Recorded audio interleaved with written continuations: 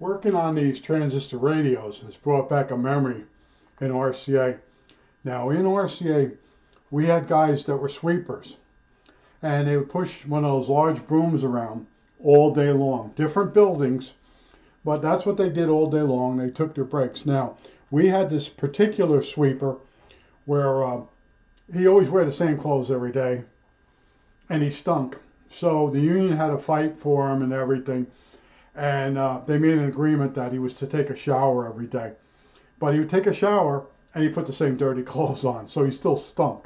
And it was like the running laugh thing. So when he came in the first time in our neighborhood, when I was new there, and they told me he's a sweeper, and you get up and you move out from your desk, and then he'd sweep under the desk, and then he would change the plastic liner in one of the garbage pails, and that was it, and he would leave. But one of his duties, which he always did for everybody, was once a month or so he'd bring more adult magazines into our closet and take some of them. So what he'd do is when he was cleaning the garbage out, he'd find different Playboys and different magazines, swinging singles magazines, and different ad print for New York adult theaters and stuff. So all the guys would wait for him to show up, and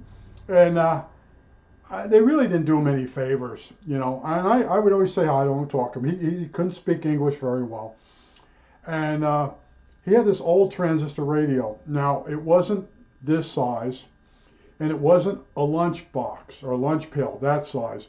It was the size in between, and it was old, and it was probably from 1959, maybe 1958, and it ran on like D batteries, and the guys next door repaired it for him. He had dropped it, and the circuit board broke, and there was a broken trace somewhere. And the guys next door, they went over the traces with solder, and they couldn't get the break fixed. So they took a bunch of match boxes, or match covers, and they stuck it in the frame, in the plastic, under the chassis, under the circuit board, and got it to work. But he would go around and he would squeeze the radio with his hand, and he could get the radio to cut out. And those guys next door would reposition the match covers, and they'd complain to me. It's just that guy, there's nothing wrong with the radio, it plays fine. He has to keep squeezing it. So one day, I was walking by him and he starts squeezing it, and it's cutting in and out, and it bothered him. So I said, yeah, what are you going to do? Something like that. So a couple of minutes later, I'm sitting at my bench. I'm back from break, and he comes up next to me. He goes, "You fix? You fix?" I said, "Yeah, let me take a look at it." So I take it apart, and there's all match covers jammed in there and everything. And I'm looking at it, I could see where they went over the traces with solder, and they just went over all the traces. They didn't look for a crack. And with experience of fixing so many transistor radios, I knew that by flexing the board, you can basically figure out where the break is. And it's always going to be under the large pulley for the dial string. And this radio had a dial on it with a pointer. It was, like I said, it wasn't a lunchbox size. It was the next size down, but the dial had a cord. And it's really annoying to undo that pulley, and then you got to restring the dial cord. But I said, you know what? It was slow that day. I'm working. I undid the dial cord. I did a quick diagram with the spring, with the string, and how many times it went around the knob pulley. And I went in there. As soon as I went under it, I noticed there was a crack in a really big trace.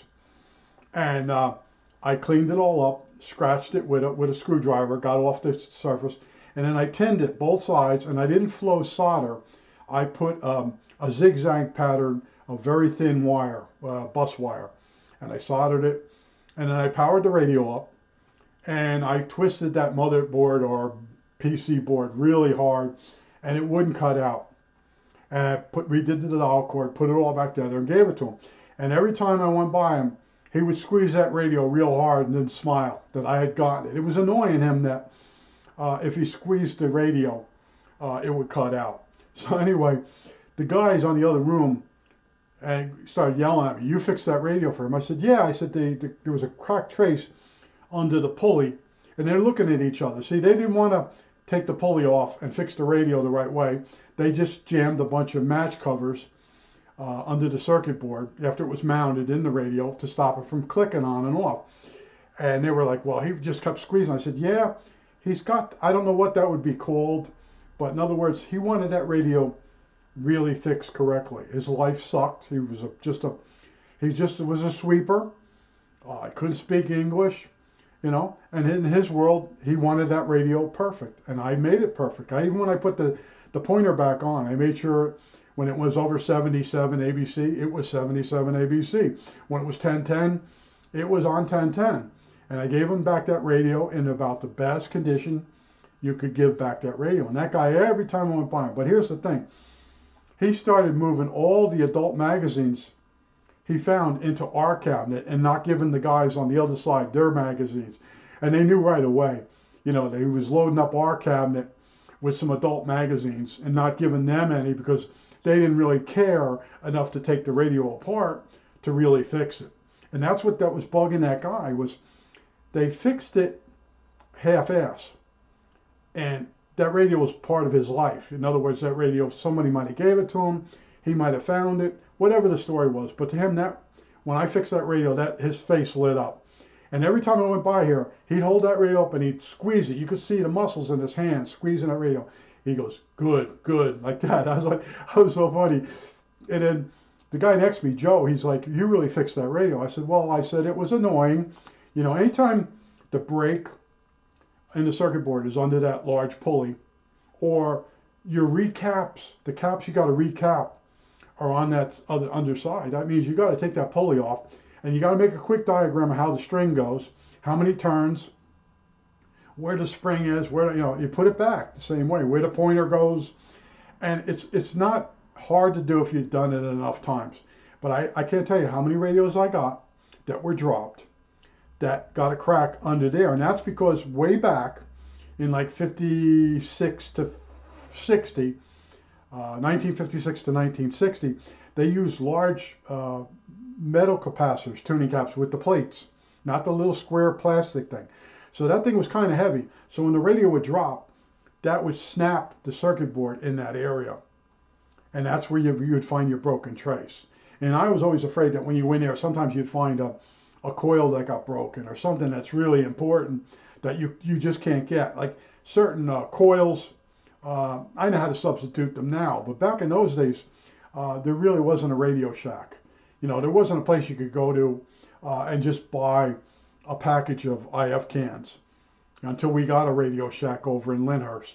Everything was Lafayette or Berger Electronics. Now, Berger Electronics, where my dad got his TV repair parts, they didn't have any transistor parts for transistor radios. They could sell you a transistor radio cheap enough it wouldn't be worth the while. Because most transistor radios, when I was the age to start fixing them, they were under 10 bucks without the FM band. And then something with the FM band in the 60s, like 67, they were like $18. So a lot of radios just weren't fixable. But I just want to tell you the story about the guy. And it used to say, I always tell the story about him. You know, the guy takes a shower every day but puts the same dirty clothes on. But he didn't have other clothes to put on. See, they didn't get it. Okay, I got it. I grew up, I didn't have a lot of money. People would say to me, you have the same jacket on all the time. But that's because that's the only jacket I had. I had a suit and a suit jacket, but I wore a jacket during the winter until I couldn't fit in it anymore. My mother would send it out and have it dry cleaned, and if it still fit me the next year, I had to wear that same jacket. You know, where other people, they put their money into clothing, and I never did. I still don't, okay? I wear shirts until they wear out, and it drives some people crazy. Sometimes my neighbors will say something to me, like, you know, you really wore that shirt a lot of times this week. I said, yeah, I'm going to wear it a lot more, too. You know, it's just the way it's going to be, you know. But I just want to tell you that quick story. You know, when you really fix something, okay, and that guy was hoping I'd really fix it. And I knew right away when I opened it, I saw where they went over the traces with the soldering iron, that it was going to be under the pulley. All right, and it's not real hard to do if you've done it enough times, but you're like, oh, why couldn't it be out in the open? Well, if it was out in the open, those other guys would have fixed it. But they're more into the electronics for so many years as a job to make money.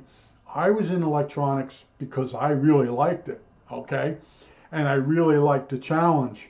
And they were always screwing stuff up. And then they'd send me over there, and I'd powwow with them, and we'd figure out what the hell they did. And it was always laziness. It was always something they did that was lazy. I think that's it. All right, that's it.